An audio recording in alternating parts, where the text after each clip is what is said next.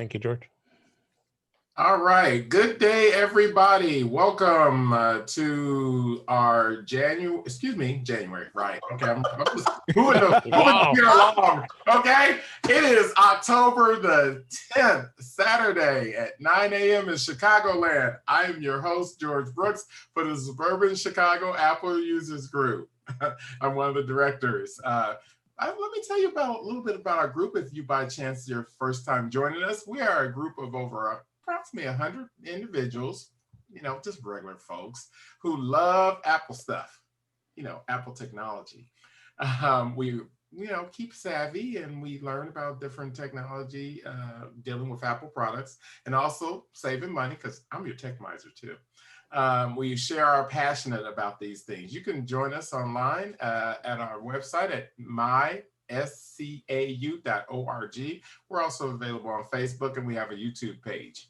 Today, we're going to talk about all things iOS with Dave Ginsburg, and also we have Big Sur, an introduction with Bob Fairbairn. So first, I'm going to kick things off by introducing Dave. Dave is our president, who has over 20 years experience as an IT professional. He's very knowledgeable about Macs and PCs, as well as mobile devices, iOS and all that stuff, those iOS devices. Dave also has his own podcast, In Touch with iOS. He is a featured guest speaker on several different podcasts, such as iChart Radio and For Mac Guys Only. We are very fortunate to have Dave. And go ahead, Dave, kick off. All right, George. I think we're going to have to get you update that. iChart Radio doesn't exist anymore. And okay. And I'm usually on Mac Voices, and yeah, so let's change that. Oh, so that's okay. But yes, we just thank you, George. Appreciate that. Mm-hmm. We just had a new episode released on In Touch with iOS. Everybody should check it out. Warren actually talked about how he can use his iPhone to back up his Tesla with a touch of a button with the remote control he's got. So that's what the name of the episode is. So I'll go ahead and check that out. So I'm going to talk a little bit about what's going to be happening with the announcement, which is up on Tuesday.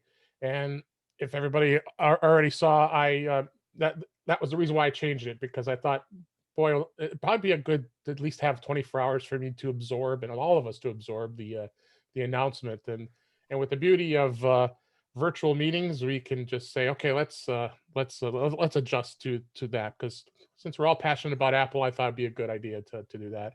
I'll already be on 2 podcasts as it is on Tuesday, so believe me, I'll be on information overload and ready to tell you guys all about it. So let's go ahead and let me share my screen, and I'm going to talk a little bit about that before we get into the rest of the presentation here. All right, let's share this. So this was a website. This is kind of a leaker post I found here, and just kind of tell you what we're kind of anticipating with the Apple event. They're pretty confident that it's going to be iPhones, and I would venture to say it will be. This site actually gave some details from a leaker from China that it is pretty solid information. So, but of course you'll hear all about it on Tuesday. So, really what they're talking about is that the iPhone is going to have 4 different models. It's going to go from an iPhone 12 mini with a 5.4-inch screen all the way down to an iPhone 12 Pro Max, which is going to be a 6.7-inch screen, which that's the one I'm going to order. And pricing starts all the way from $699 all the way down to $1099. Big thing also standing out is the processing speed. They're going to say that they did a comparison is if you're going to start from the iPhone 6, but if you still have that phone, it's going to be about 197% increase in speed with the processor, because more than likely it's going to have the A14 processor, just like the iPad Air had, which, by the way, is also being released, I believe this week or next, the 17th, I think it is, that you're going to be able to finally purchase that. So that's about what I heard. They're talking about maybe HomePod minis, because of Apple deciding to pull all of the third-party audio products out of their stores, which I found very interesting. So it made kind of sense. Well, maybe they might decide to to release another HomePod, so it's more affordable. So, but that's what I got with that. So let me dig right into some iPhone, some teas, because I will be talking about a lot about iOS 14, other than the event next on Wednesday for the iPhone SIG. So I hope everybody can join if you haven't already signed up. All right, let me bring my iPhone up here, and you guys should be able to see that. If anybody doesn't, please let me know. I'm going to kind of focus on Safari this week, and I wanted to on this session because there's just so much change in iOS 14. I thought it'd be kind of neat to take a look of what's been changed with iOS 14 here. So in Safari here, I'm actually going to go in. Everybody can see this here. I'm actually going to go in and first off go to a site that I bookmarked. Let me get to it here. I did not. I changed it, of course. Give me 1 second here. I had it bookmarked, and no, it's not here. Let's see. Here it is. Dave, you know you bookmarked that site about Charles Gore's mansions for sale. Did I? Yeah, probably did from like a million years ago. Oh, yeah. Why did I do that? That's interesting. I probably should delete that. It's not anything secret, but these are for some reason it synced some of my old reading list from like a million years ago, because you notice this stuff's pretty old. So, and I had thought I'd signed into a different account, but I guess I kept it. So anyway, so here, this is a site here. This is actually from a site in Paris, and I said, okay, well, it's in French, so we can't really unless you know French, it's probably gonna be pretty hard to read, right? Instead of having to go in and copying the text and then using the translate app, which is awesome, by the way, what you could do is you actually can tap here with the 2 double A's at the top, which is here. You see this here? That's what I typed. But then you have this right here, translate website. So if I tap this, click, and then now it's going to see that you have to have preferred languages in here. You don't necessarily have to. It could automatically translate to English. So all I have to do is tap English. Watch how magically it switches all the text to English. Isn't that cool? So this now, so if you have any website that you go to, and if you want to be able, now I'm going to be able to read this because I, of course, can read English, that they're discussing this particular this particular topic, and it allows you to be able to change that. So and I'll show you that it does work. So hopefully I have the other site in here.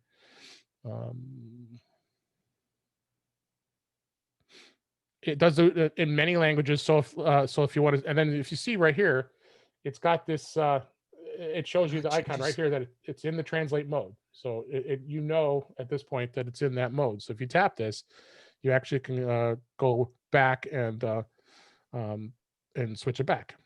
Just tap it, and it goes back to where it was. I was in the reading mode here. What happened to the icon there? Now it's not there. Oop. So, but that I thought that was a good tip. Everybody should know whenever you go to a foreign language site that you want to be able to translate. As far as passwords go, they put a lot of great privacy settings in Safari. So what you should do is you should go into settings here. Not settings, as I tapped here, and then you go into passwords. So we could just type that. You could search for it. The passwords, it's quicker to get here. Right here, your password settings here. So this is normally where you go in here and actually check where your autofill passwords are. But they've added a new thing in here called security recommendations. And what I did was I put up a mock-up because I started looking in my normal iPhone. I'm saying I'm not showing all that because it'll bring my password up. But I don't think people need to see that. So I created up a dummy thing here. Just disclaimer: anybody on the video or sees it, I'm using a dummy password and a dummy email address. So you can, if you notice here, I've got one site. I set up an account with Anchor, and you could tap that and then see. Look what it does. It'll tell you in this site that this is a easily guessed password. I use the password hamburger. Yeah, you can go use that account. I don't care. It's nothing. So feel free. And so it is saying that it's an easily guessed password. So now I can actually go and change the password on the website just by tapping this, and it'll bring you right to the website within the app here, and being able to make the change so you can change that password. If you go here, it actually gives the security recommendations, and what this is going to do, it's going to detect compromised passwords. So I had noticed I had a couple of passwords. This was a great thing for me that I realized some sites I hadn't gone to in a long time that are stored in my keychain with all the passwords. You are able to find out if your passwords are compromised. So great new feature in Safari, allowing you to be able to do that and take a look at that. So let's go back to Safari. And if you didn't notice here, I don't know why this is not. Oh, I'm sorry. I got confused here. So if now you see this here, this says View Original. This will bring you back on this site back to, and it'll change it back to French. So that's how you toggle it. Translate website. You go back, and I'll add additional tip. If you want to put any preferred languages in here, you actually can go tap that. This brings you into languages. If you want to be able to add languages in your iPhone, you can. And let's say I want to add French, and you don't have to change. So very important, don't change it, because if you change it to French, everything in the iPhone will be in French, unless you want to be able to start learning French real quickly. I probably wouldn't want to. So tap Keep English. So what it'll do is it'll add that language into your preferred set of languages in there. So forgot to mention that. All right, let's go back. So this site, other information that's provided up in websites is called a privacy report. If you tap this up here again, if you notice here at the very bottom of the site, it would actually show you when you can see it. Did I lose connection? I believe I did. 1 second here. Let me get this back. 1 moment. There we go. Okay, so now up here, this is the menu up here at the top. You're going to bring up privacy report. Notice what it says right here, privacy report, and there's 23 trackers that are prevented. That's interesting. So you could tap that report. It'll actually give you a report about the specific site and what is being tracked when you go to that particular website. You know what website is notorious for having a lot of privacy issues is CNN. Believe it or not. And if you actually tap the same thing, look at 30 trackers were prevented by Safari by blocking them. And if you go down here, you tap trackers. This is all the tracking sites that CNN is using. And this is pretty common. Honestly, I'm not to pick on CNN, but it is pretty common on a lot of websites, because their goal is, they're providing you this information for free, and they want to be able to track as far as anonymously where the site's going. But you notice here that I think CNN goes a little too deep in a lot of stuff here. You got Twitter, and you've got a lot of other sites I haven't even heard of before. But this will kind of tell you. There's Yahoo, though they're notorious for having lots of tracking. But this is quite a list. And so this is really some great information about a website to tell you this. Bob's going to probably show this a little bit in Big Sur. I don't know if you are or not, but oh yeah, absolutely. Yeah, Big Sur has this built into Safari as well. So that's what's great at what Apple's done. There's putting a lot of synergy between iOS 14 and Big Sur, because especially the fact of with the Apple Silicon coming, you're going to be able to have apps that are designed for iOS as well as Mac, and you'll be able to have them both work in both places. So interesting to see where this is. It'd be interesting to see also if someone is not, someone wanted to translate this website to a different language, now we could do it. So if you wanted to read CNN in Spanish, it switches to Spanish. I think that's so cool that you could do that if someone needed to be able to change it to a different language. Hey, Dave, I got a quick question. Yes. Did you have to do anything to activate that, or is that on by default? It's on by default. It depends on the website. There are some websites that may not work. So I don't know if you. But there's nothing in settings that you have to turn on. It's just on by default. Oh, iOS 14 Okay. has that. Did you upgrade to iOS 14, Randy? I did my iPad, but I didn't do my iPhone yet because I just haven't had time. But Okay. I've noticed that some of the things they talk about are only in the iOS. They're not in the iPad OS, like the screen stuff, the widgets. So I was looking Yeah. for it and it's not there, so. That's a good question about widgets. I'm very disappointed with Apple when it comes to that. For some reason, they're not providing the inline widgets that you could bring into home pages on an iPad versus an iPhone. So for some reason, Apple decided they didn't think that was important in an iPad. So unfortunately, you can't do it in an iPad. I don't like the fact that they're not interactive. I still have my iPhone, and on the widgets on the iPhone, I have a stock one. I can tap on that and get different pieces of information, but on the iPad, they're not interactive. You can't really do anything with them, it seems. They're just for display. Yep. They're making some changes, but that is actually one of the biggest downsides to the new widgets is they are not interactive. They update periodically in the background or can depending upon the drive. But I agree with you, Randy. That's a deep change that was going to bother people for into it. Absolutely. I got a question. Yes, Frank. The little faint number that was next to your sites that were insecure or whatever, or that communicated and sent data or whatever. Are you talking about in the privacy report? Yeah, in the privacy report, right. There's like numbers. Is that how many times you were there or?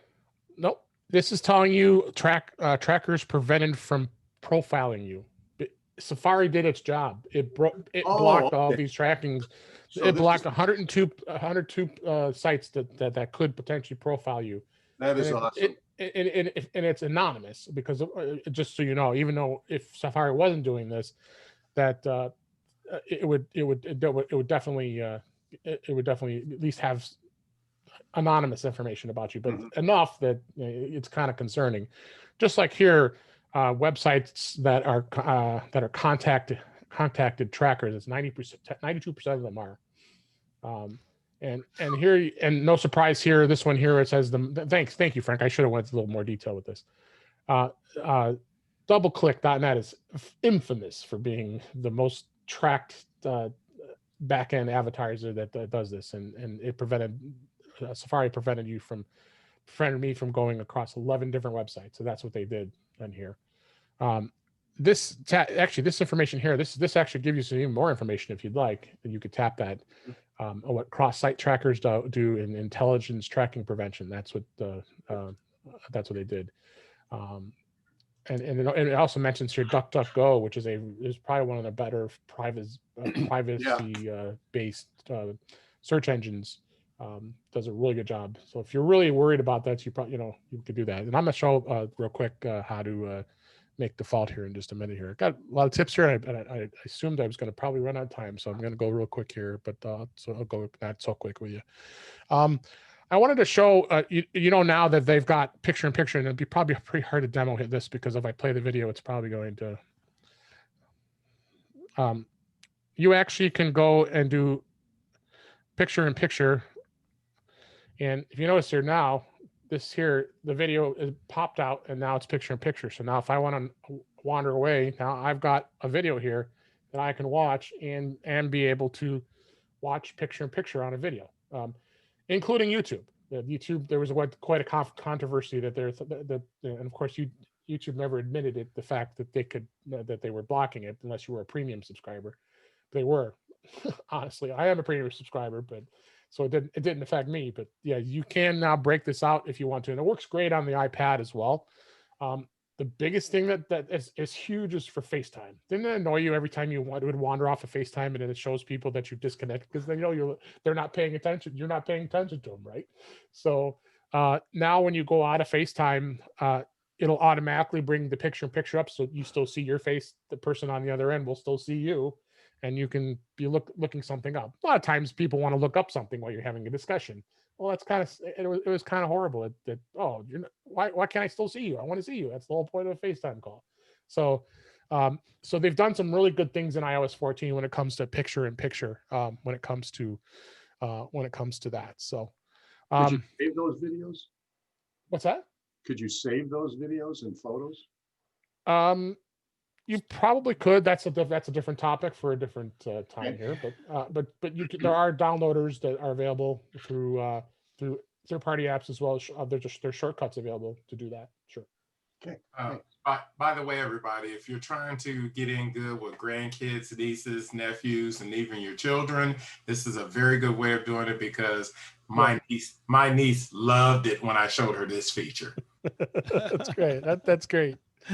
So she can play solitaire or Minecraft while she's on a call with her friends. She was just I won so many points just showing everybody know. You want to Uncle win George, yay! Want to win points? There you go. All right, a couple more things here. They did change a thing now. Anytime you type in an actual name of a website, like I want to look up Mac Rumors. What you used to have to do is, if it wasn't it didn't remember that you'd been to that site before, it automatically comes up with a top hit instead of you having to go to Google first or wherever your default search engine is. So now I can just tap this and it goes right to the site. So they've made surfing a lot easier, because that was always a pain. You would type something. In this case, I go to this website all the time.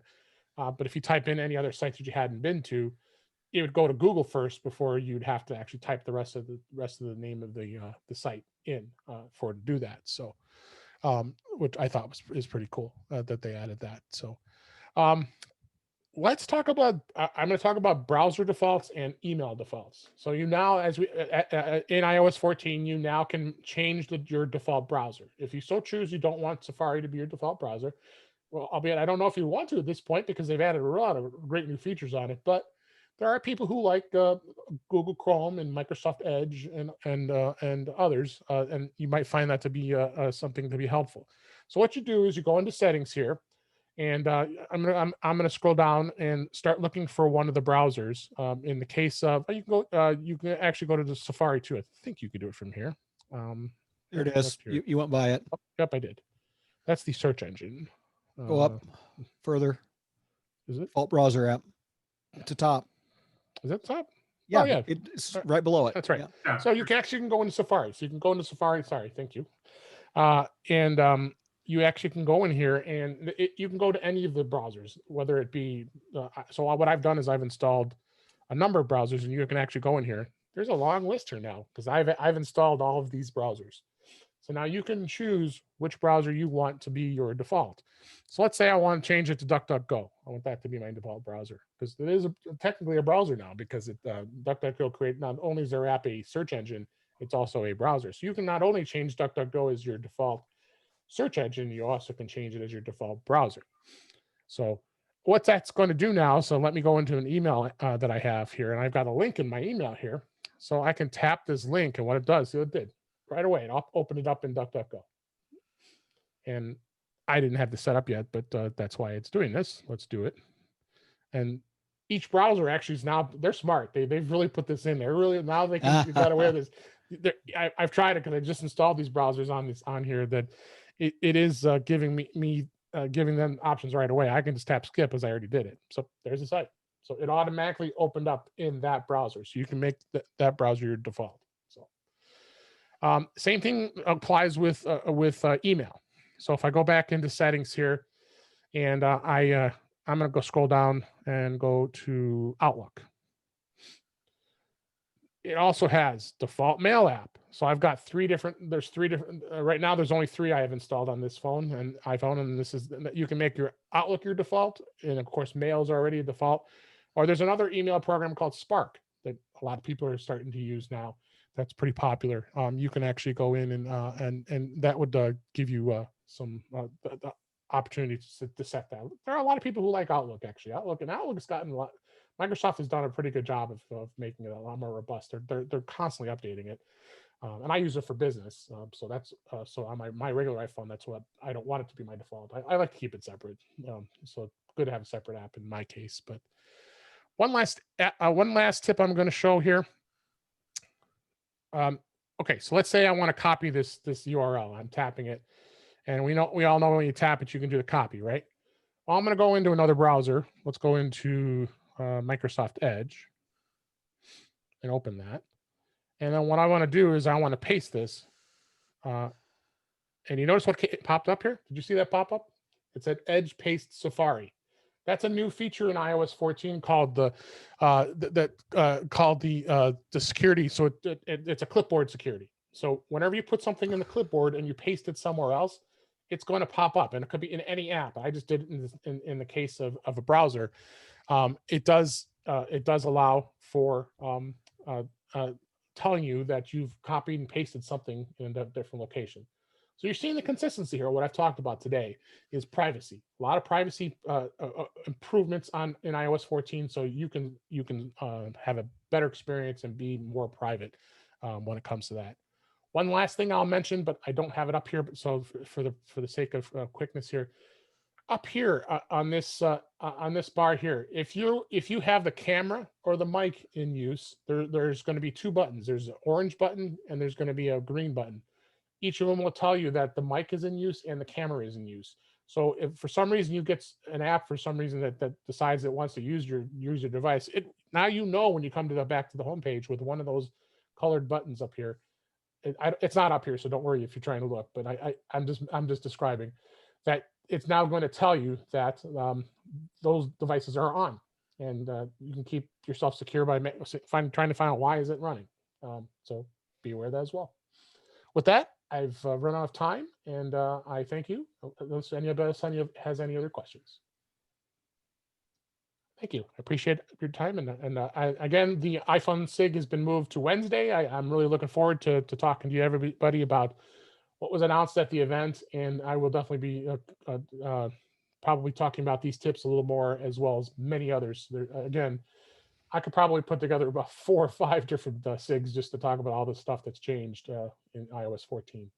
But I thank you for your attention. Okay, thank you. Appreciate it. A lot of good information there. One thing that I will say is now that we can actually change defaults on browsers and email programs, now we're going to actually want to see a comparison of different email. Why would I want to use this one versus that one? So there you go. So now, okay. So on one side we get additional things, but now we've created another problem. So, or another opportunity for improvement, I guess we could say. Yep. All right. So now we're going to switch gears, and I'm going to introduce Bob Fairbairn. He is a technology professional with broad experience in information security and different information technologies and system designs, telecommunication. He's also a photographer. Another thing is that you guys may not know this, but Bob actually is our vice president of our organization, and he's our man behind the curtain doing a lot of things in the background. He is also the curator of bobfairbairn.com. And I want to have everybody wish Bob a happy birthday. This week was Bob's birthday. So everybody wish him a happy birthday. 69 is fine. Happy birthday, Bob. All right, so Bob is going to talk to us about macOS Big Sur. Go ahead, Bob. Good morning, good morning, good morning. So I have a question, and I'm going to not be watching the panelists, but I'm just curious if you want to unmute and admit to running the beta, please go ahead. Anybody in the group here running Big Sur beta? Dave, anybody else? Okay, probably not too many people. One of the things we're hoping for is that it'll get released on Tuesday. We don't know for sure. It's been, I would say, pretty stable. There were a couple of betas that weren't absolutely wonderful, but overall it's been pretty stable. I think I put in, I think it was 14 feedbacks so on the beta, so not too bad this year. Last year was more fun. So it isn't really all that much different, guys, yet it's a lot different, and it's a little bit shocking when you first see it. So let me show you Big Sur beta. Okay. I'm sure you can see my screen now. And we'll use this little gadget over here. Get a couple of these things off of the main screen just because I don't see them. So I'm assuming everybody can see the screen now. Let's kind of do a little bit of a walkthrough. And I'm cheating, okay? And let me tell you how I'm cheating. There is a vendor who we like a lot, and it's called Take Control Books. And Take Control Books has a book which is basically Take Control of Big Sur. So they've released a preliminary one. And the absolute best thing about the Take Control books, it gives me a wonderful list of things to show you. And as a takeaway, if you go on the community, you can get a discount on that book. The big advantage to it is it really will go into a lot more depth about upgrades and all of that. So I think that I think it's definitely worth taking a look at if you want to go in deep. So let's look at up here. Let's start up at the top about this Mac. Okay. And boy, that doesn't look a whole lot different. Okay. Looks pretty much the same. Although now you start to notice, look at the icons of how the icons have started to change. So they've just, they've rounded things out.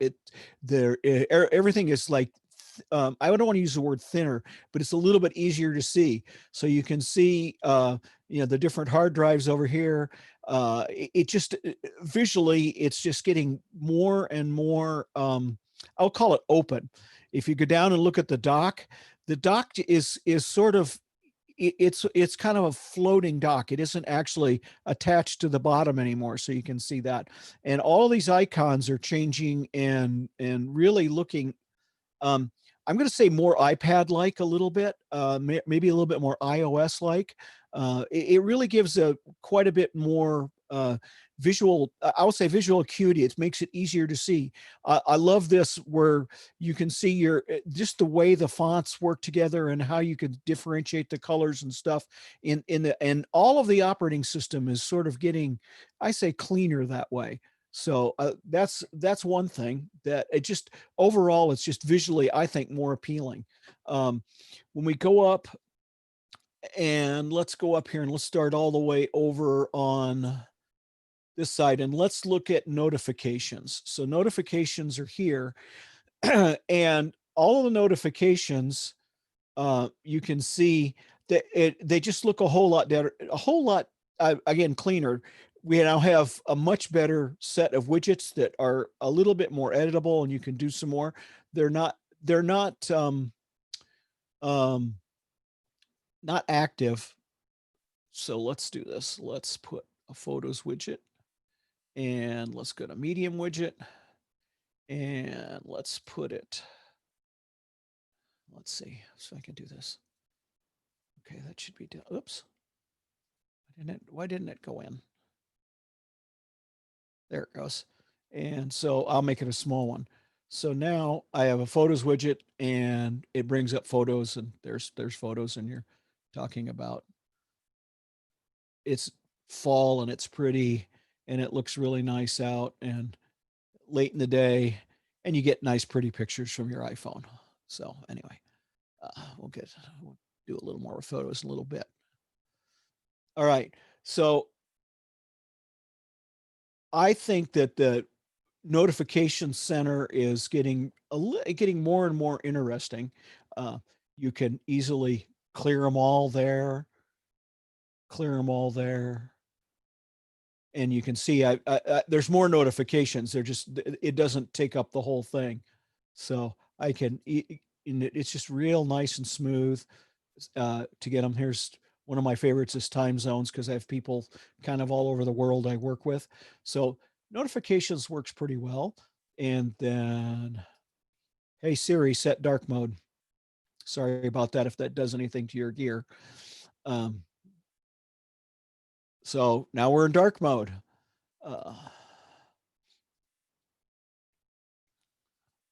We'll go in dark mode for a while and you can see how everything is just a little bit a little bit more pleasing to the eye to a certain extent. It may actually be a little bit harder for you to see, so I'm going to change it back. Hey Siri, set light mode. And notice that you don't notice here, but around me, all my devices would normally be going off. What do you want, Bob? What do you want, Bob? And then by controlling Siri with the Mac, the other devices are not going off around me. So next thing is Control Center. Okay. Are you ready for an iPad look? So here's Control Center. Change your volume, use your music app, turn your Wi-Fi, your Bluetooth on and off, set do not disturb for an hour. Now do not disturb is turned on. Okay. Let's go back up here. Wi-Fi controls. You can see all the different Wi-Fi's. We're only seeing one personal hotspot, which is anything close by, preferred networks, etc. Bluetooth on and off, AirDrop, contacts, screen mirroring, display brightness, sound level, etc. It's all nice and clean and simple, easy to get there, easy to get to. Spotlight, of course. Time machine is in the middle of doing a verification. Takes forever. This is the built-in Mac VPN, which most people don't use, but I have specific uses for. So that's the VPN. There's your Wi-Fi. Okay, now you can see one of the other iPhones in the house that's picked up. Here's screen mirroring to all the different devices. Keyboard preferences, that makes it easy to get to the keyboard viewer and emojis.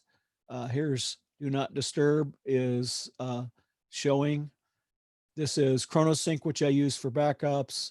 This is SetApp, which is a very interesting set of software that you can purchase on a monthly basis, and there's all kinds of applications. I won't go into that too much, but you're starting to see how windows come up and they're more rounded, how all of everything just looks a little bit, I would say, simpler and cleaner. Let's see what's next. Oh, this is Pro Mouse. That's a music server thing, and here's some the controls for Zoom. So that's just kind of across the top, just a little bit more information. Now, in the background, one of the things that's happened since Catalina that a lot of people don't see, and I actually am showing them both here on purpose. Your hard drive is broken into actually two sections, and one of them is the data section, and one of them is the operating system section. And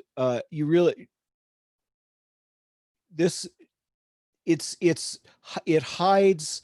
This is normally hidden from you, and this volume is where all the operating system information is stored, and the data volume is where your actual data is stored. Now, you normally don't see this. I just have it here to kind of give you a view of some of the things that are going on underneath. And this is one of the ways that Apple is controlling this. So this actual Macintosh hard disk is effectively write protected. You really can't write to it anymore. And you're going to see a lot more security permission things to prevent applications from writing to that space.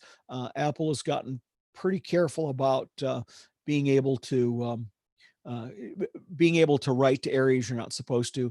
And when you're looking in your disk utility and so forth, you're going to see this Macintosh, this data, and that's where your data is actually stored. You won't, if you see it, it's not something you're gonna have to mess with, but it's going to be there. So that's just a little bit different. Where do we go to next? Let's look at a couple of applications. Bob, one question about the data versus the system.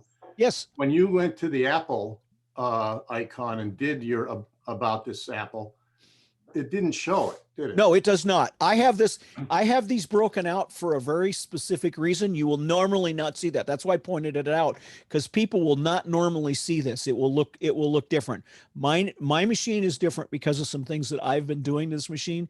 And I wanted to highlight that because you normally don't see any of this. Okay. But this has to do with the way I have done some things on this computer. And that's why I wanted to highlight it, Frank, but you're correct. You don't normally see it. So if you go up here and you go, about this Mac and you go to storage, okay, you just see, you can see them both here. Say, if you look here, so this is a container. I have these containers broken out. I found a bug that I was playing with. And so I end up with these two separated, and I'll actually burn this machine to the ground and start up again when I go into it later, but you can actually see them both there. So here's Macintosh hard drive. Normally you don't see it this way, but mine shows it this way because of something I had to do for some testing. I see. Okay. So, and if you look, it says volumes in container. Okay. So this is what's called APFS containers. And this is way too deep, but it's there, and you're going to see it as on this machine. And I just had to bring it up. Whoops. Didn't mean to press that. So anyway. Hey, Bob, would this be a kind of an automatic defense against malware? It's exactly that. And not only malware, but for applications that go rogue or things that fail, it's basically protecting the operating system volume. So you have a couple more layers of defense. You have the system recovery image, which is another volume, and all of your operating system is protecting that. And this has been basically there since Catalina.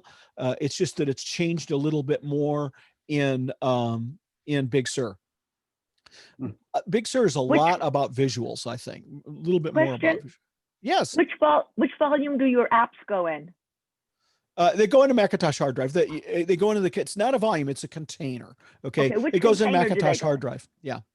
Okay. The data part, not the operating system. No. Your apps go, well, okay. Let's talk about that's really deep. Let's stay away from that right now. But yeah, it's going to protect as much as it can. But your data goes in the data partition, and that should include your apps. But now I'm going to be confused for a minute, so I don't want to make a mistake on that. So let's not make a mistake on that. Okay, where are we going to go next? Let me go to my list. I think this is where I want to go next. Oh, you know what? I'm going to skip around. I'm going to show you something else. So maps. Let's bring maps in from the other screen. Let's try and bring maps in from the other screen. Come on.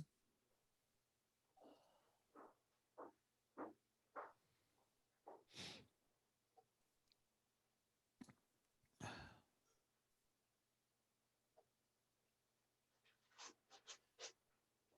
some reason, there we go. I had stuff on top of it. So welcome to maps. So you start to see some things that are kind of interesting. So here's Timber Ridge Forest Preserve. Let's kind of zoom in and move around. And you start seeing in the United States, the maps has had a lot of improvements, both on the iPhone, iPad, and on macOS. And you see a lot more detail in these views. So everything just looks a whole lot nicer, I think. But this is where you start seeing the differences in the way apps work in Big Sur. So if you look at how the sidebar looks and how you control the sidebar, and how the bar here at the top is just slightly different. Okay, so now we've turned on location, so it took me to my house. Turn that back off again, so I'll find myself. So here's the park. Okay. Didn't know that's interesting. I didn't know they changed that to Old Pond Park. And I found a mistake in maps. Look at this. See there it says Hedges Station Museum right there? That's a map defect, because that is Hedges Station Museum. That right there is the bathrooms. Another thing to report to Apple. Please report bugs to Apple. Let's go over here. So this is your different kind of maps. You can have transit, you can have satellite.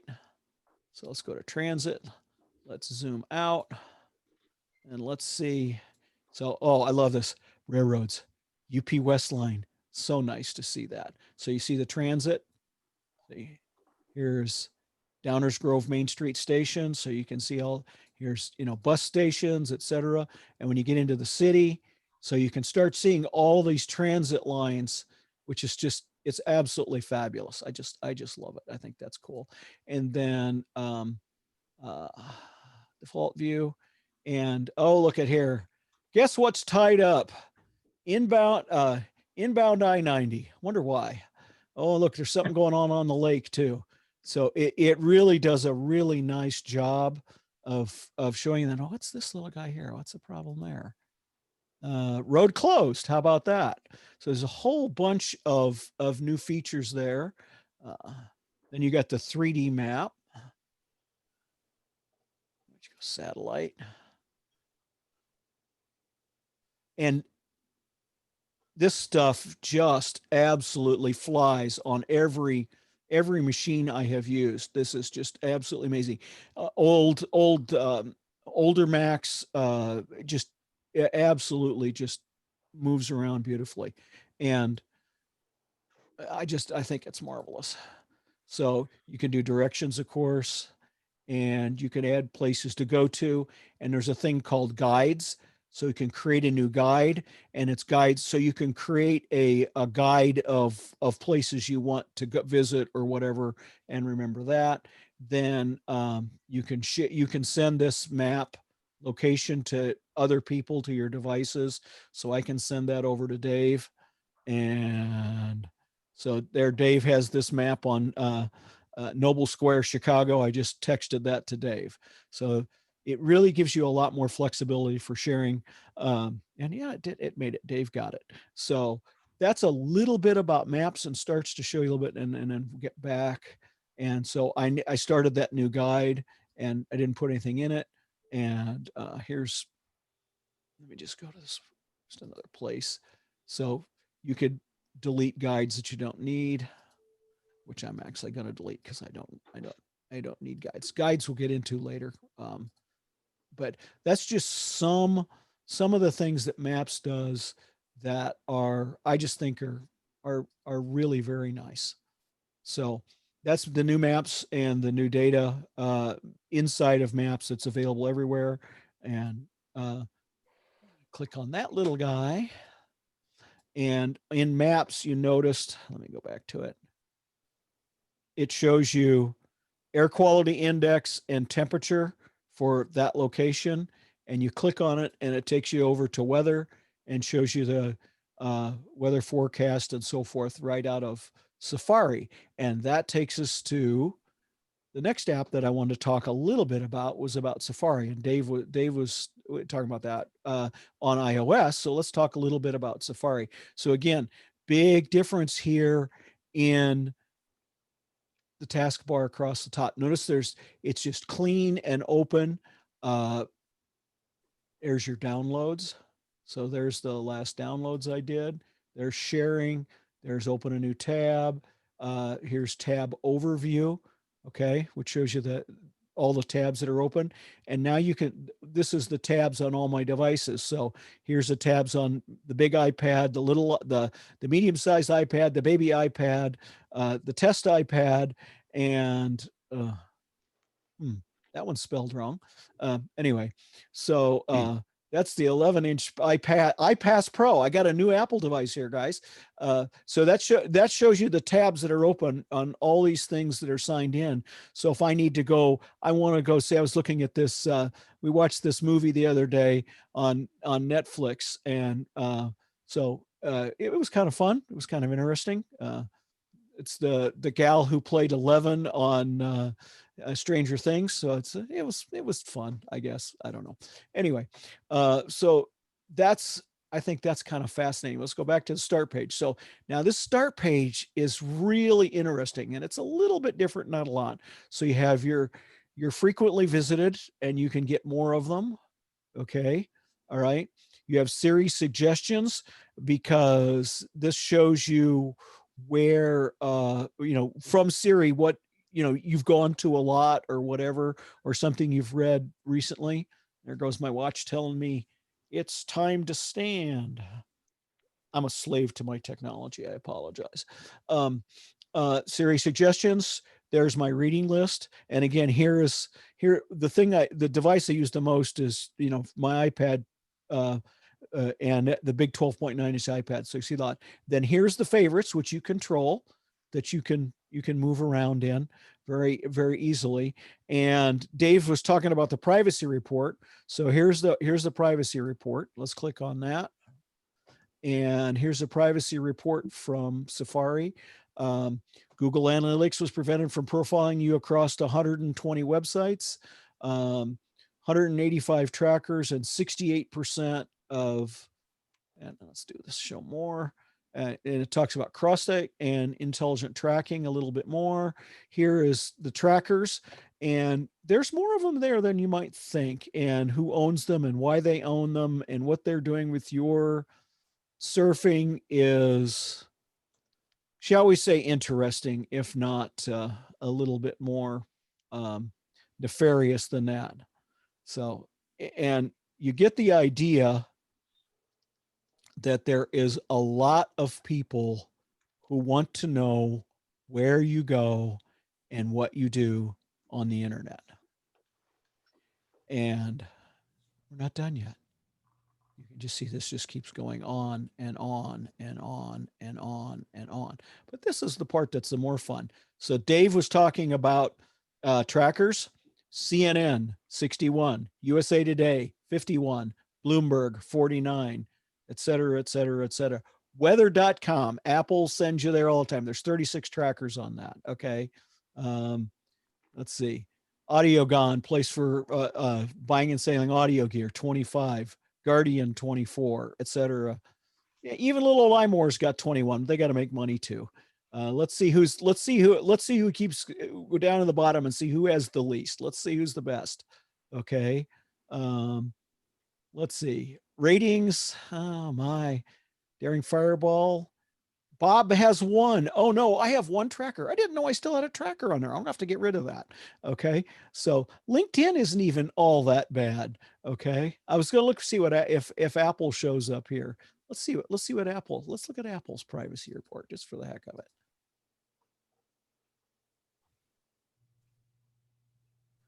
Of course, I got it in caps lock.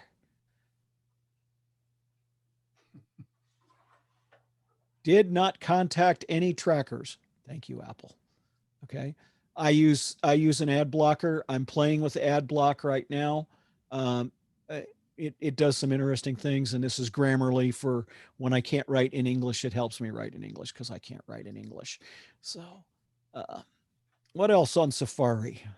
Not a lot. It's visual. There's a whole lot of stuff under the hood, shall we say.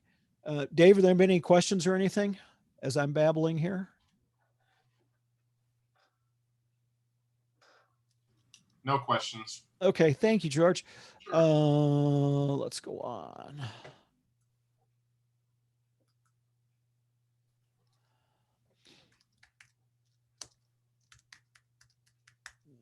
don't want to do that one. I don't want to bring that up. Launchpad looks pretty much the same. I'm going to show you a problem I've had, and let's see if anybody else has the same problem. So when I run Spotlight, I used to always, okay, so that's working. Let's see if this works. That's more of them are working now. I've been having trouble with Spotlight finding me apps. Yeah.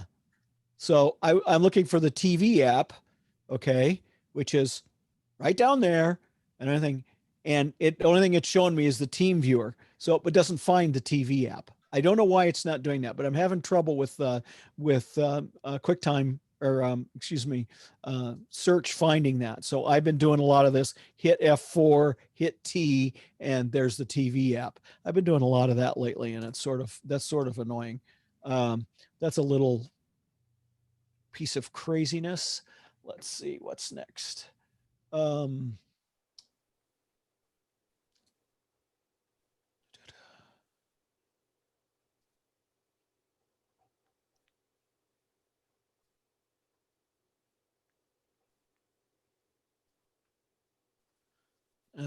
didn't go too deep in maps. Maps has a whole bunch of stuff.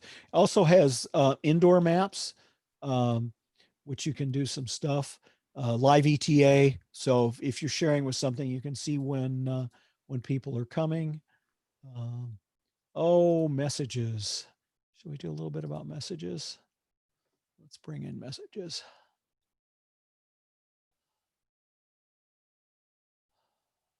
Let's see. All right. Cute baby pictures. My daughter and her kids, a whole bunch of, so again, you have the sidebar, you can see what's going on. Let's see. I don't really want to do, it's really pretty small. So you can pin conversations. That's up here. You can do in preferences, you can share name and photo. Search gives you some more options for searching for things. I have to be careful because there's stuff on here I don't want to share with other people, but you get the idea that it's cleaner and simpler and actually works very, very well. You get you get more of the bling, the playing the happy birthdays and all of that kind of stuff is there. So that's pretty good. Let me go a little further here, back to my menu. Group conversations. You can do them emoji as your avatar on your Mac. We went over notification center. The guys are going to talk about photos at the Photo Sig.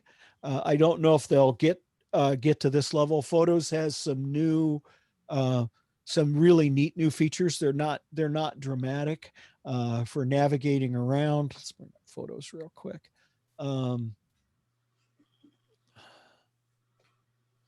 Again, you can see how the top bar has changed on all of them.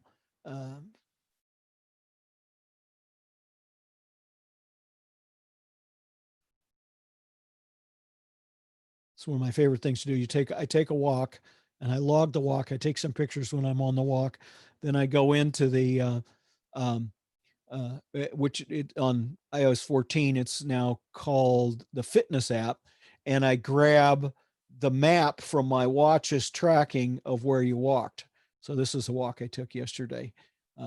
So that and then I put that and then I make a little, pick the right photos and make a little, shared photo library. And this was all done on iOS devices. Here's an interesting bug. I have no idea why those two pictures are not there.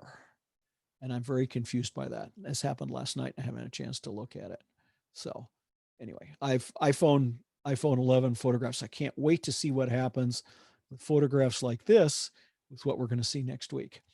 Anyway, let's go back to library. One of the things that the scrolling has gotten much smoother. Now there are a lot of images in this library and you can see them populating. Now I'm also, I'm sharing this over Zoom, but you can see the scrolling is really very smooth. And, those hadn't been loaded yet. These have all been loaded. So now you can see the scrolling is just amazingly smooth. So that I just find that it's much smoother on you see when I'm zooming in and out, how much smoother the zooms are and stuff. It's just amazing. Let's see. Memories have gotten more interesting. They're doing a little bit better on finding people. There's a bunch of editing features, which I think we'll just skip. That's too much. That's probably a little too deep for today, or maybe not. Let's just do this. Let's go.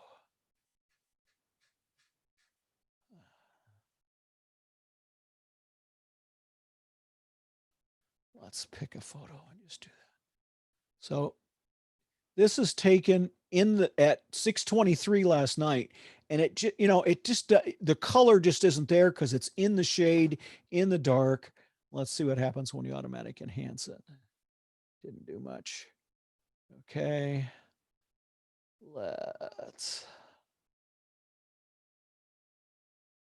Yeah, that's looking a little bit better. Couple of clicks. Okay. And then we could do select all kinds of things. So that actually looks a little bit better and feels more to me like the image that I saw when I was there. So there's the original. And so let's reset the adjustments and let's just see what enhance did. So enhance helped it, but not as much, I think, as maybe he's doing a little bit more of that. So Bob, try to use auto on each of them. Oh, yeah, I could do that. Just bing. Oh, Yeah. didn't do it. Yeah, it doesn't do much.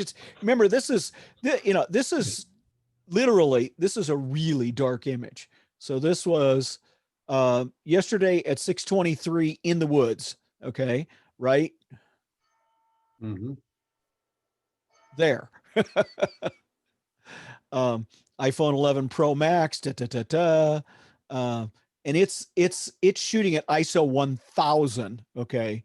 And you can see the noise in the photo, but if I play with it just a little bit, I can make it prettier. So the point is, it's not a bad photo, but it just needs that little bit of touch to make it look. To me, that reminds me of the color I saw in my eyes, and I kicked the color up quite a bit. So that's all the editing that I would do on that photo. Just it makes it look more. I'm done. I'm finished. Okay. If you wouldn't even have to do more than that, and you can go crazy. So, and one of the things that it makes, and all of these, that time of day, things aren't as pretty and bright as as your brain sees them. Yeah, auto enhance doesn't really do it a little bit. Yeah, it brightens it up a little bit because this yellow contrast was just phenomenal in the woods. So that's just a little bit, a couple of things. What else did they do? Some more video editing. You can do a lot more video editing. You can change colors. You can do curves. So you can change quite a bit of stuff on video. You can do captions, of course. Let's see. That's just some of the stuff. And I don't want to take away from iPhone SIG, but this is some improvements that's gone on iPhone SIG, Photo SIG. Apologize, gentlemen and ladies. This is just some improvements that have come to Photos that I think are pretty helpful. Just out of curiosity, I haven't even looked at this video yet. So this is at 6:40 at night in the sky, and you can just barely see the bats flying around and the iPhone trying to focus on them as the bats are flying around over the pond. Okay. It's still memorable, and the noise from Roosevelt Road, which isn't that far away.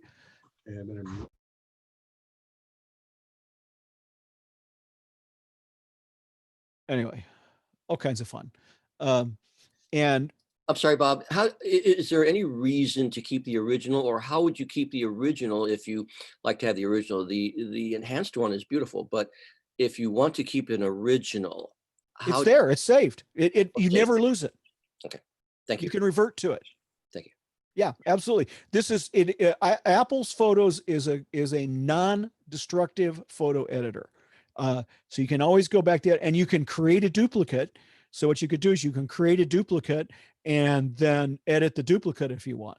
So it's absolutely trivial to do that. So I could go back and do that with another photo. So for instance, let's take, where's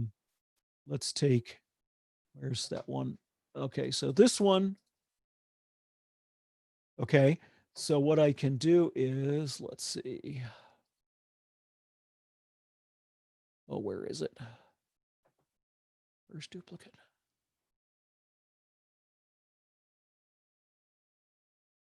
I don't see duplicate now. I'm blind. Frank, do you remember where it is? I don't. Oh, there it is. Duplicate right down there, Command D. So I just duplicated it. All right. And now we can see we have two duplicates. And so I'm going to take that one and I'm going to edit it. And I'm going to make it black and white. And create some drama with it like that. And revert to original. And say done. And go back one more. And then there's the black and white and the original right there. So Command D. I don't know why I can't remember that. So anyway, that's a quick way to create duplicates. Thank you, Bob. You're very welcome. And by the way, if I was to pop open my iPhone, that's probably already on my iPhone already by now. It's using iCloud photos.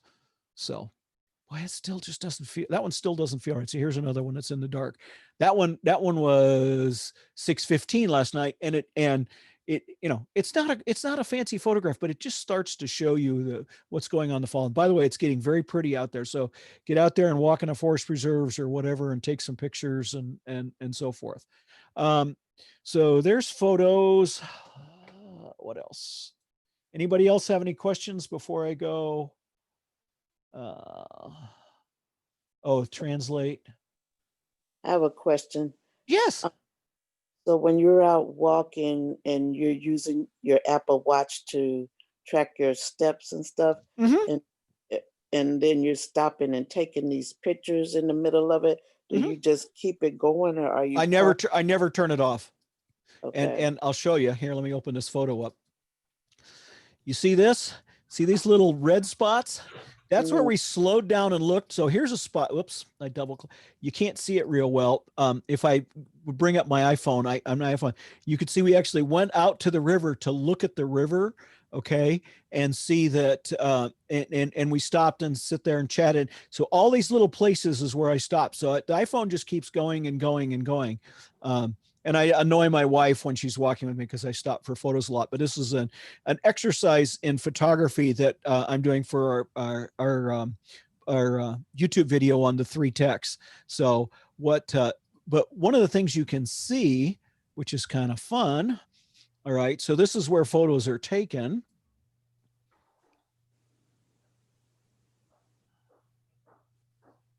Closer.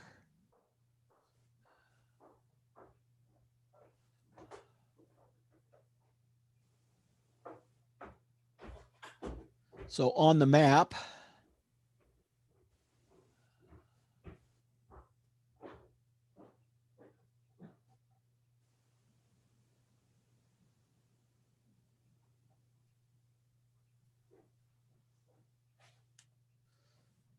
so this is, if you look, this are the photos that I took on the walk yesterday. All right. You can't see the trails. One of the things is the trails don't show up really well. Okay. But if I was to bring up those photos, if you remember that, the map, you can see where I stopped and took pictures. So there's the entrance. I stopped and took a picture on the entrance, and here is where we walked. Okay. And, go out along the river. We stopped along the river, and here's some pictures that were taken looking down on the river. Okay. You can see that we're here, well, all in this area, the water levels are really, really low right now. We're definitely in drought. So this shows you where your photographs are taken. And that's, to me, I love that. I love that I can do that. Where did I take that picture? Or let's see, should I show you my secret? I'll show you my secret. Here's my secret. Okay. Here's my secret. Timber Ridge Forest Preserve, right? All right. Timber Ridge Forest Preserve. See that 23 images? We're going to kind of scroll in there. So this is a secret. You can't, nobody knows this is here. You can't see this. Okay.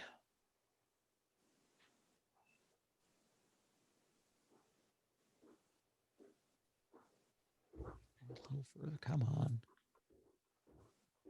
Why am I not? Did I run into a bug? Okay, that's not what I want to show. I want to show this one. Okay. Okay. Go ahead. Well, yeah, Bob. When Randy asked that question, I sort of interpreted it as when you do an edit of a picture, it shows the picture and it is the picture, but there's a potential to revert.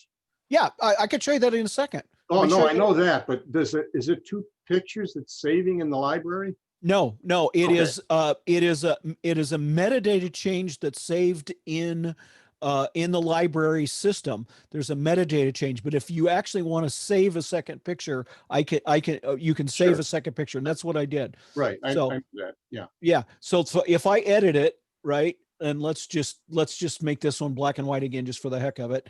Right here, revert to original. Okay, so I just reverted to original. I change it again. I can revert to original, or I can show the two. And there down here is reset adjustment, so you can see it. So that's reset adjustment. So this is an iPhone picture that was taken with an iPhone 6S Plus on March 28th, 2016. And over here in the forest preserve is what's called a heronry, or a heron rookery. And all of these are great blue heron nests. Wow. Yeah. And at that time, there were about 90, I counted, it takes a while to count them, but about 93 nests. As of now, there are less nests, because what's happened is we've had all of these high winds over the past couple of years, and most of these are dead trees that they're nesting in, and the trees have fallen down, so there's not as much nesting, because they want these trees to be bare. Nothing can get up to them. Okay, so they're out there in the open, and so it protects them. So it's kind of interesting. So the number of herons has in this nesting space has gone down. I have hundreds and hundreds of pictures and videos of stuff of the heron nests. You got to be really careful, because you don't want to disturb them while they're nesting. But so we stay in the woods and use long lenses and that to try and not disturb them. But I tell you, it's a little bit like you're in Velociraptor land or something like that. The baby herons look like pterodactyls. I mean, they're really freaky little birds. But yeah, Bob, you have about maybe 15 minutes. Just yeah, so that's a lot on photos, because I'm a photographer. Thank you, George. Okay, what else do people want to see? Anything else people want to see? And then we're gonna go on to the next section here. Oops, wrong button. Oh. So what is the icon down next to the Finder in the dock? This Launchpad. All your And all your is there anything new in music? Music. Boy, I don't remember if there's anything new in music. I think there might be. But you have a whole hard drive of music. There isn't much. There isn't much visual. So it's visually, but I don't know. I don't actually remember what's new in music. Visually, it's prettier. I mean, okay, I'm sorry. I think it's prettier. Some other people, just the way it looks is. I don't disagree with you. Visually, the operating system is much more appealing. But I'm telling you, what confuses people is, where do you push? What all these little icons do and all that. This is so lyrics. I got to be careful here, because I can't play anything. Otherwise, Dave is going to get kicked off of YouTube. Please. No one's listening to our site.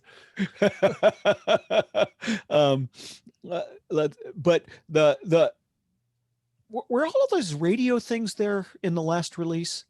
Yes. I think, yeah, they were. I actually really like this. So Apple, I listen to a lot of different kinds of music, and what Apple does a really interesting job of helping me find music that I like, that I have listened to in similar music. It just does a wonderful job of that. I'm using it a little bit more. I still have some other stuff, and then so here's all this made for you. I find it absolutely fascinating. Now, I'm an Apple Music subscriber, so there's some stuff here that you may not get if you're not a subscriber to Apple Music, but they do just a really nice job for that. Yeah, they've got a lot of they've got full-time curators of Apple Music now. Like a good example is unfortunately Eddie Van Halen died from Van Right. Halen. They right away immediately created a Van Halen Essentials playlist if it isn't already coming up in your view there. Just because of the topical nature of that, and I was cranking last night, so I love that band. Yeah. Oh, he was a fabulous musician. Yeah, he was. So, your best of Van Halen, et cetera, et cetera. There's the playlist. That's the one they put together. That's Van the one Halen Essentials. yeah. And actually, there looks like they've got a couple of them. So, Yeah, but this is the new one. That's the one that they actually create. That's the part of the Essentials. That's series. the Essentials. Yeah, you're right. So what a bunch of people were commenting about earlier is they're saying, oh, they're making it like an iPad. They're making it like an iPad. And I want to disagree with that. Yeah, I think what they're doing is they're bringing some of the best stuff from iOS, the visual things, but yet it's still a Mac. Okay. It does everything that a Mac does, but everything's cleaner and lighter and more comfortable. And I think that's, to me, the thing that's the most important. Okay, this is going to be an advertisement. Bring over an advertisement just so everybody can see. No. So here's the Books app. Okay. And this is my cheat sheet. This is the best, to me, this was the best cheat sheet that I could do. No, Tech Control Books rocks. Yeah. If you are concerned at all about updating or want to know more, we get a discount. I don't know what our discount is. 30% on 30%. always. 30%. So go on the community and go look. Style listed, yep. Mm-hmm. And oh my goodness, everything that's in here. And I'm trying to, and so what I love about this, one of the things is what's going on with APFS. That's a really important change that's going on, and that's down underneath. But here, if you're on older operating systems, this tells you changes since Sierra, since El Capitan, Yosemite, and Mavericks, about compatibility, whether you can be upgraded. This is I'm not going to go too far in the book, but this gives you an idea. So they released this book a while ago, and they haven't updated it more. They'll update it a couple of times when it gets released. Right. They just did for iOS 14, and they did it for Notes, and they just released a bunch of updates this past week. Yeah, the whole bunch of updates came up recently. I think the photos book. Yes, it just got updated. Right. Jason Snell is the author. Yeah, that's a good one. So the other one that I want people to look at, Apple is also a big publisher of books. And so here's the Take Control for iPad and iOS. That is a great book. Okay. Yeah, Josh Shunners wrote that. Yeah. That's right. Josh wrote that. And this is Joe Kissel did Big Sur. Joe Kissel's been doing macOS forever. So. Yeah. And it's, it seems like it's the same, but it's different. So, Apple constantly updates these books. Sometimes they're not as fast as some others. Okay. So here's the Pages user guide. And it gives you a nice reference if you want to study Pages a little bit more. So Apple Books is a really amazing, tool for getting stuff on. So coming up here. So we're going to get one real quick next week. Federico Vitici of Mac Stories is going to do his release his iOS 14, iPadOS 14 overview review, 50,000 word document. Extensive. He's very thorough. Extensive, thorough, extremely well thought out. I mean, absolutely beautiful. And if you are a subscriber to their website, this is, this is what he does. And I mean, there is so much information in this. I can't imagine how if Federico sleeps all summer long. He doesn't. It's just absolutely amazing. As far as let's, I don't know if I mean to change gears here, but as far as compatibility goes with Big Sur, yeah. And could you touch on that, as well as app developers? I know there's some apps out there that still aren't ready for prime time, so we probably right. There's apps that you depend on. Probably want to dive into this real quick. Okay, so let's do that real quick. And one of the things is there is an application that will help. Yeah, it's Go64. I don't think I have it installed. Let me. Yeah, Go64 will check for the 32-bit versus the 64-bit. Yeah. So I'm just gonna get. This is. Oops, that's the wrong Go64. Yeah, St. Clair. That's it. Oops, this one. I don't want to go to Mac Update. I'm sorry. I want to go direct to the vendor. I don't want to go to somebody else hosting it. It said St. Clair. There it is. Yeah, I clicked on the wrong one. Go64, it's free. You can run it on your Mac, and it will tell you if you have any software that isn't going to run, and a little bit more about Mojave. So let me go back to the Take Control. I don't need to go to the Take Control book. We'll go to Apple in a second. So Go64 tell you. So Big Sur is compatible back to a whole bunch of Macs, but at a certain point, they cut off.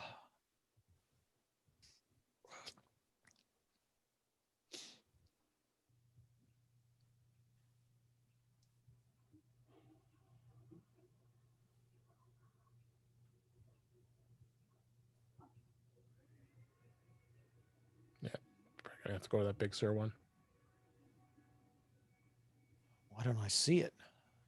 Go back. It was go to the preview. Oh, there it is. Okay, Big Sur preview. There we go. All right, so here's Big Sur. Lots and lots of features. Yeah, they love their videos. They love their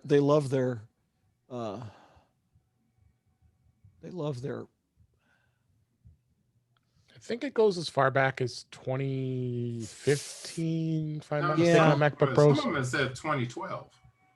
There's some of them that goes further back. It goes back further than I thought it did. 2014. I'm running it on a 2014 MacBook Pro now. So. Yeah. I thought I saw on a Mac Mini it went back to 2012. 2014, as far as it goes on Mac Mini.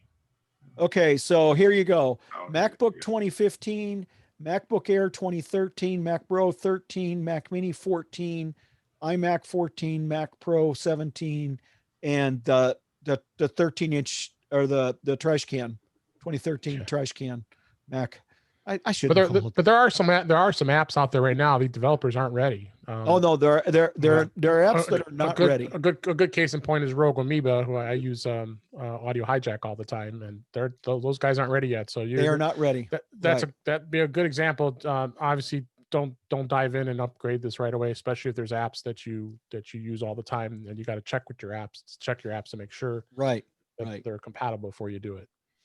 And it's so the Go64 will help you find stuff that is 32-bit only.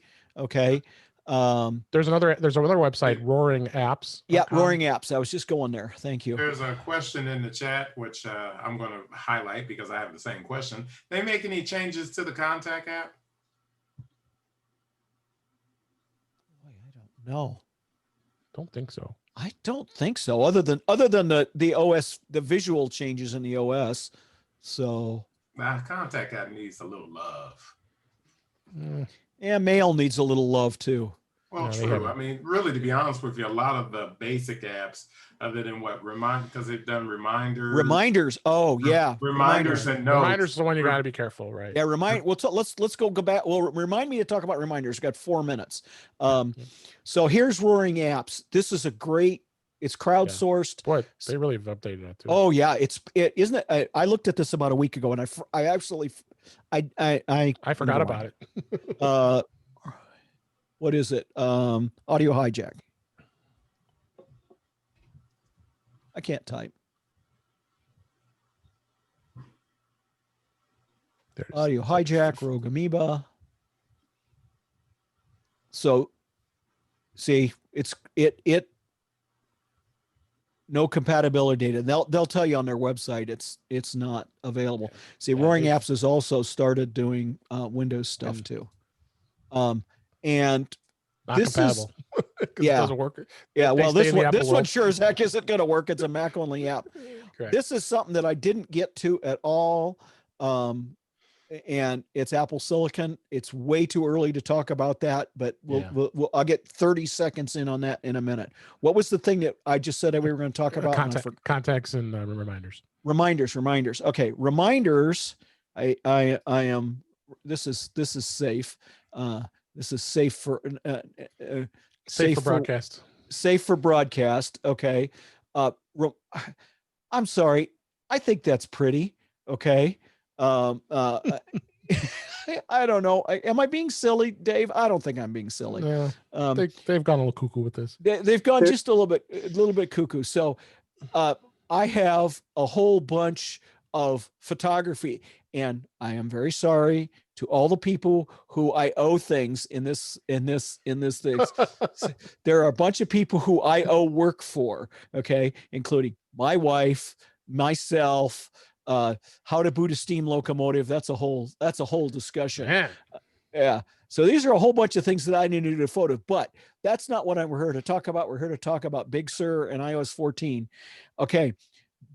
There is a change in the way reminders works, and you have to upgrade the reminders database on your iOS devices and on your macOS Big Sur devices.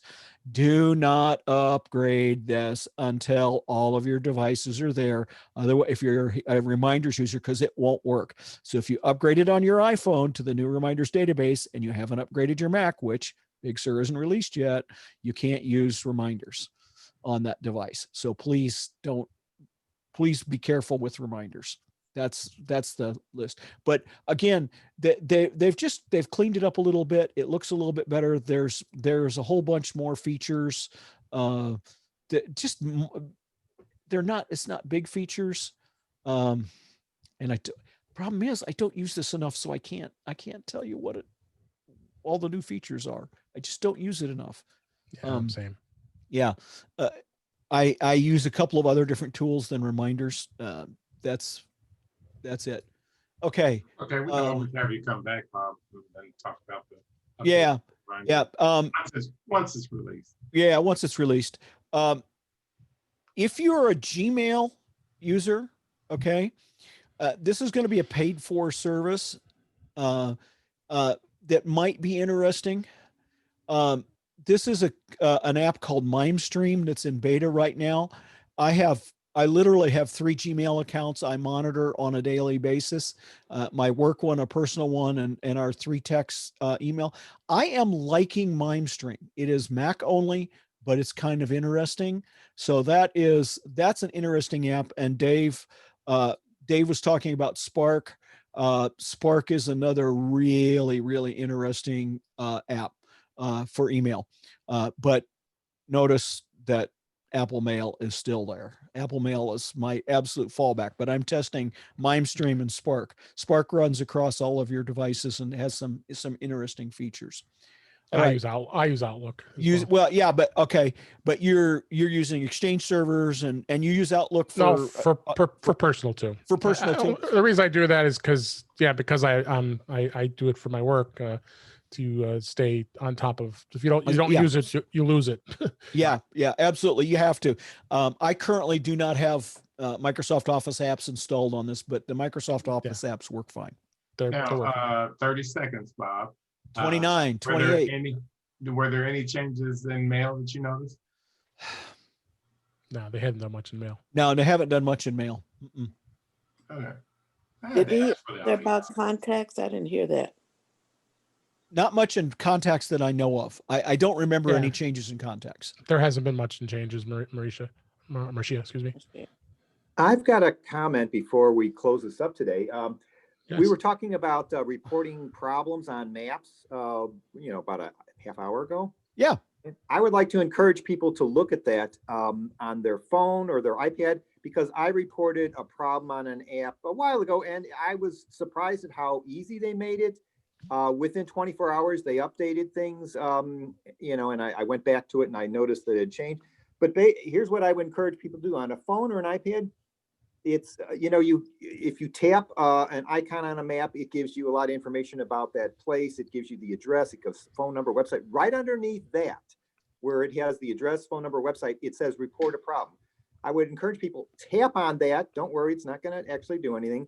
You can see what kinds of things you can change, and there's always a cancel button at the top. You can then cancel out of it without changing anything, but you can at least see what kind. You can change the location, the physical location on the map if that's wrong. You can change whether or not they accept Apple Pay, which is what I wanted to do. It's a toggle switch, which was wonderful. You can change address information. There's a whole bunch of stuff you can update if it's wrong and you notice it. So I'd encourage all our, you know, members to kind of look at that.